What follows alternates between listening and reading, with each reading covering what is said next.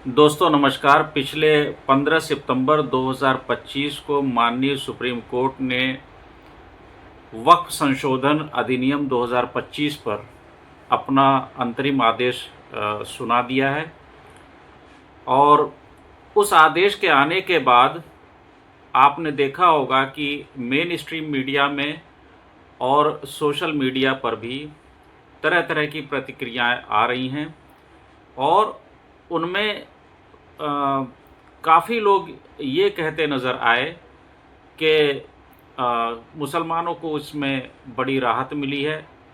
कुछ लोगों ने यहाँ तक कहा कि उनकी बड़ी जीत हुई है। लेकिन दोस्तों मेरा ये कहना है कि शायद इन लोगों ने बड़ी ही जल्दबाजी में सुप्रीम कोर्ट के फैसले पर अपनी प्रतिक्रिया दी है। दोस्तों हकीकतन अगर आप माननीय सुप्रीम कोर्ट के इस अंतरिम आदेश को पढ़ेंगे तो आपको कहानी बिल्कुल डिफरेंट नज़र आएगी।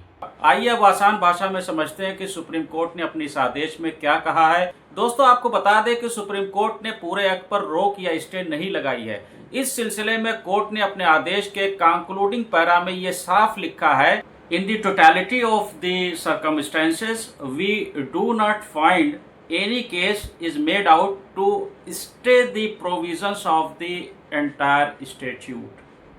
The prayer for stay of the impugned act is therefore rejected. दोस्तों यहाँ आप देख सकते हैं कि मुस्लिम पक्षकारों ने ऑनरेबल सुप्रीम कोर्ट के सामने जो ये प्रार्थना की थी कि सरकार द्वारा लाया गया जो ये अधिनियम है वक्फ संशोधन अधिनियम 2025 इस पर स्टे लगा दिया जाए, तो ऑनरेबल सुप्रीम कोर्ट ने साफ तौर पर उनकी इस प्रार्थना को रिजेक्ट यानी अस्वीकार कर दिया है।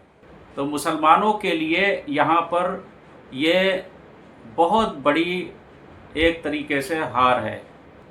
अब इसके साथ ही सुप्रीम कोर्ट ने यहाँ पर यह भी कहा है कि while doing so in order to protect the interest of all the parties and balance the equities during pendency of this batch of matters, we issue the following directions। यानी कि सुप्रीम कोर्ट ने ये कह दिया कि हमने statute पर रोक तो लगा दी है, लेकिन हम ये चाहते हैं कि जो कंसर्न पार्टीज़ हैं इसमें सभी का एक इंटरेस्ट बरकरार रहे। तो यहाँ पर साफ तौर पे आप देख सकते हैं कि ऑनरेबल सुप्रीम कोर्ट ने ये कहा है कि जो बैच ऑफ मैटर्स की पेंडेंसी है, इसका मतलब है कि ऑनरेबल सुप्रीम कोर्ट ने कुछ मुद्दों पर डिसीज़न दिया है और अभी कुछ मुद्दों पर डिसीज़न आना बाकी है। इसीलिए उन्होंने कहा है कि during the pendency of this batch of matters, यानी कि कुछ मुद्दे अभी भी पेंडिंग है। बैच ऑफ मैटर्स में से कुछ मैटर्स ऐसे हैं जो अभी भी पेंडिंग है। तो जब तक उन पेंडिंग मैटर्स पर ऑनरेबल सुप्रीम कोर्ट का डिसीजन नहीं आ जाता, जब तक के इस मामले में ऑनरेबल सुप्रीम कोर्ट का फाइनल ऑर्डर नहीं आ जाता, तब तक के लिए जो इस आदेश में जो ऑनरेबल सुप्रीम कोर्ट के डायरेक्शंस हैं वो लागू रहेंगे। दोस्तों आपको याद दिला दें कि वक्फ काउंसिल और वक्फ बोर्ड में गैर मुस्लिम सदस्य रखने की बात सरकार ने कही थी अपने स्टैट्यूट के अंदर। तो दोस्तों सुप्रीम कोर्ट ने इस मामले में ये कहा है कि सेंट्रल वक्फ काउंसिल में 4 से ज़्यादा गैर मुस्लिम सदस्य नहीं होंगे और स्टेट वक्फ बोर्ड में 3 से ज़्यादा गैर मुस्लिम सदस्य नहीं होंगे। बेसिकली जो सेंट्रल वक्फ काउंसिल का जो कंपोजिशन है उसमें 22 सदस्य होने चाहिए और यहाँ कोर्ट ने कहा है कि इसमें आप 4 से ज़्यादा गैर मुस्लिम को नहीं रख सकते हैं। यहाँ पर मेंबरशिप को जो है वो रेस्ट्रिक्ट कर दिया है कि गैर मुस्लिमों की संख्या सेंट्रल वक्फ काउंसिल में कितनी होगी, 4 होगी, इससे ज़्यादा नहीं होगी। स्टेट वक्फ बोर्ड में इसमें जो है 11 में से सिर्फ 3 होगी। कि एक और इम्पॉर्टेंट बात है, कोर्ट ने यह कहा है कि हम हालांकि वक्फ अमेंडमेंट वक्फ एक्ट का जो है सेक्शन 23 के प्रोविज़न पर स्टे तो नहीं लगाना चाहते हैं। कोर्ट ने डायरेक्शन दिया है, we direct that as far as possible, यानी जहां तक मुमकिन हो An effort should be made to appoint the chief executive officer of the board who is the ex officio secretary from among the Muslim community. तो यहाँ पर court ने बिल्कुल साफ कह दिया है कि हम ये डायरेक्शन देते हैं कि जो चीफ एग्जीक्यूटिव ऑफिसर है, जो कि एक्स ऑफिशियो सेक्रेटरी होता है, वो जो है मुस्लिम कम्युनिटी से ही चुना जाए। लेकिन अगर सरकार को मुस्लिम कम्युनिटी से कोई ऐसा ऑफिसर नहीं मिला तो वह किसी नॉन मुस्लिम धर्म के ऑफिसर को भी बोर्ड का सीईओ बना सकती है। लेकिन कोर्ट ने यह बिल्कुल साफ कहा है कि हमारी डायरेक्शन ये है कि आप जहाँ तक पॉसिबल हो एक मुस्लिम मेंबर को चीफ एग्जीक्यूटिव ऑफिसर की हैसियत से आप अपॉइंट करें।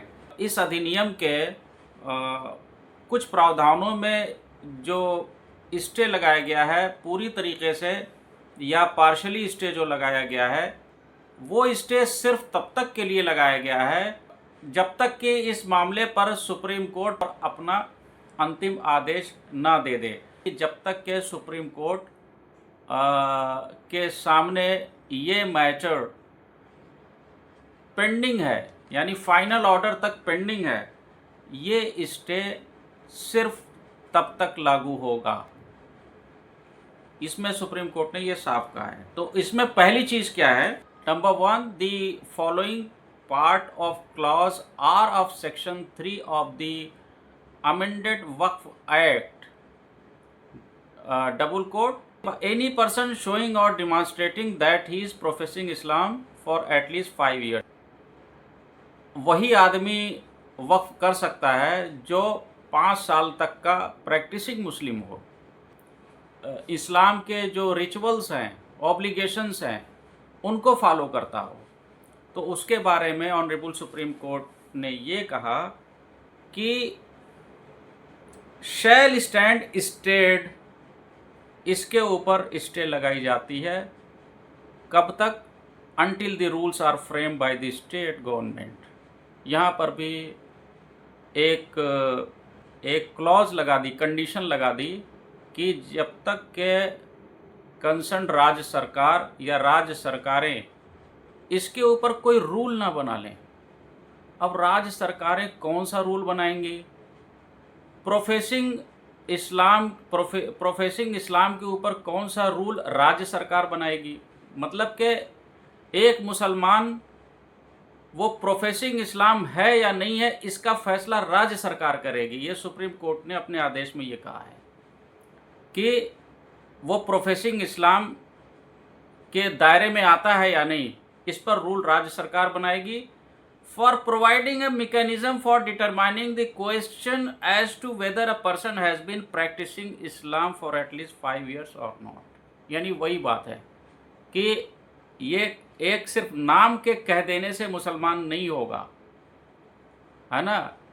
आपको ये साबित करना पड़ेगा कि पिछले 5 साल से कम पिछले 5 सालों से आप ना सिर्फ मुसलमान रहे हैं बल्कि इस्लाम के ऑब्लिगेशंस को पूरी तरीके से फॉलो करते रहे हैं। अब इस पर नियम जो है वो कंसर्न स्टेट गवर्नमेंट बनाएगी और उसके बाद इस प्रोविज़न पर फैसला सुप्रीम कोर्ट सुनाएगा कि इस प्रोविज़न को रखना है या नहीं रखना है। फ़िलहाल रूल बनाने तक ऑनरेबल सुप्रीम कोर्ट ने इस प्रोविज़न पर स्टे लगा दिया है। अब आते हैं दूसरे मुद्दे पर। दूसरा मुद्दा क्या है कि ये जो प्रोविज़न सरकार ने रखे थे कि किसी वक्फ प्रॉपर्टी को वो वक्फ प्रॉपर्टी है या नहीं है, उसके लिए सरकार ने एक डेजिग्नेटेड ऑफिसर जो है वो तय कर दिया। कंसर्न स्टेट गवर्नमेंट को अगर वो डेजिग्नेटेड ऑफिसर रिपोर्ट दे देता है कि इसमें करेक्शन की ज़रूरत है, यानी जो इनका क्लेम है कि वक्फ प्रॉपर्टी है वो क्लेम गलत है, उसमें करेक्शन की ज़रूरत है, तो the state government shall on receipt of the report of the designated officer direct the board to make appropriate correction in the record. तो स्टेट गवर्नमेंट जो है वो बोर्ड को, जो राज्य सरकार के अंतर्गत जो वक्फ बोर्ड है, ठीक है, उसको ये डायरेक्शन देगी कि रेवेन्यू रिकॉर्ड में नेसेसरी करेक्शन किया जाए। तो इन तीनों क्लॉजेस के बारे में जो आपस में इंटरलिंक्ड है उसके बारे में ऑनरेबल सुप्रीम कोर्ट ने ये कहा कि इस पर स्टे लगाई जाती है। कब तक स्टे लगाई जाती है वो ऊपर मैंने बता दिया कि जब तक ऑनरेबल कोर्ट इस पूरे मामले में अपना फाइनल डिसीजन ना दे दे, अपना फाइनल ऑर्डर ना सुना दे। अब अगले डायरेक्शन पे आते हैं। ऑनरेबल सुप्रीम कोर्ट का अगला डायरेक्शन क्या है? सुप्रीम कोर्ट ने ये कह दिया है वक्फ प्रॉपर्टी का जो स्टेटस को है उस पे जब तक के ट्रिब्यूनल का और उसके बाद हाई कोर्ट का फैसला नहीं आ जाता किसी भी डिस्प्यूटेड प्रॉपर्टी पे, तो रेवेन्यू रिकॉर्ड में और जो है वक्फ बोर्ड के रिकॉर्ड में कोई छेड़खानी नहीं की जाएगी और उसमें थर्ड पार्टी राइट भी क्रिएट नहीं हो सकता है। कंक्लूडिंग पैरा 209 के सब पैरा 6 में एक और इम्पॉर्टेंट बात सुप्रीम कोर्ट ने कही है, यानी कि हम यहाँ पे क्लैरिफाई करते हैं कि ये जो इस एक्ट को एग्जामिन करने का जो मकसद था हमारे सामने जो लाया गया था वो यही था कि इस पे इंटरिम रोक लगाई जाए या नहीं। उस पर तो हमने कह दी ये बात कि सुप्रीम कोर्ट ने स्टे नहीं लगाया है, एज सच स्टैट्यूट पर स्टे नहीं लगाया है। साथ में सुप्रीम कोर्ट ने एक रास्ता भी खोल दिया है। सुप्रीम कोर्ट ने यह कह दिया है कि the observations made here in above will not prevent the parties from making submissions with regard to the validity of the provisions contained in the amendment Waqf Act or any of the provisions therein। Supreme court द्वारा इस आदेश में की गई टिप्पणियां observations किसी भी पक्ष को संशोधित वक्फ अधिनियम यानी अमेंडेड वक्फ एक्ट की धाराओं या उनमें निहित किसी भी प्रावधानों की वैधता के संबंध में अपने तर्क या प्रस्तुतियां रखने से नहीं रोक सकेंगी। तो दोस्तों यहाँ पर सुप्रीम कोर्ट ने पक्षकारों के लिए आगे की राह भी हमवार कर दी है, यानी सरकार द्वारा लाए गए इस अमेंडेड वक्फ एक्ट 2025 से इसके प्रभावित लोगों इस एक्ट के किसी भी प्रावधान से अगर कोई समस्या पेश आती है तो माननीय सुप्रीम कोर्ट का दिनांक 15 सितंबर 2025 का आज का ये आदेश उन्हें अपनी प्रस्तुतियां लेकर माननीय कोर्ट के सामने जाने से नहीं रोक सकेगा। दोस्तों यहाँ पर एक तरीके से ऑनरेबल सुप्रीम कोर्ट ने जो कंसर्न पार्टीज हैं, पक्षकार हैं, उनके लिए आगे का रास्ता खोल दिया है कि अगर ये जो सरकार द्वारा लाया गया जो ये एक्ट है इसमें कोई भी प्रॉब्लम आती है बेझिझक वो माननीय सुप्रीम कोर्ट के सामने अपने सबमिशंस लेकर के जा सकते हैं। बस दोस्तों यही था पूरा आदेश और मैंने इस इंटरिम आदेश को पूरी तरीके से आपके सामने रख दिया है। सुप्रीम कोर्ट का जो ऑर्डर है या ऑब्जर्वेशंस हैं इस पे क्वेश्चन नहीं कर सकते हैं।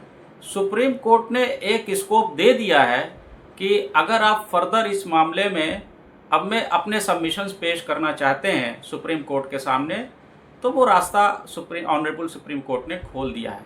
तो इसमें आपको ज़्यादा नाउम्मीद होने की ज़रूरत नहीं है, कोर्ट का रास्ता बहरहाल खुला हुआ है। और बस मैं इतना कह के अपनी बात को ख़त्म करना चाहता हूँ। दोस्तों आपको ये वीडियो कैसा लगा आप कमेंट बॉक्स में अपनी राय का इजहार ज़रूर करें और इस वीडियो में हमारे साथ आखिर तक बनने के लिए आपका बहुत बहुत शुक्रिया।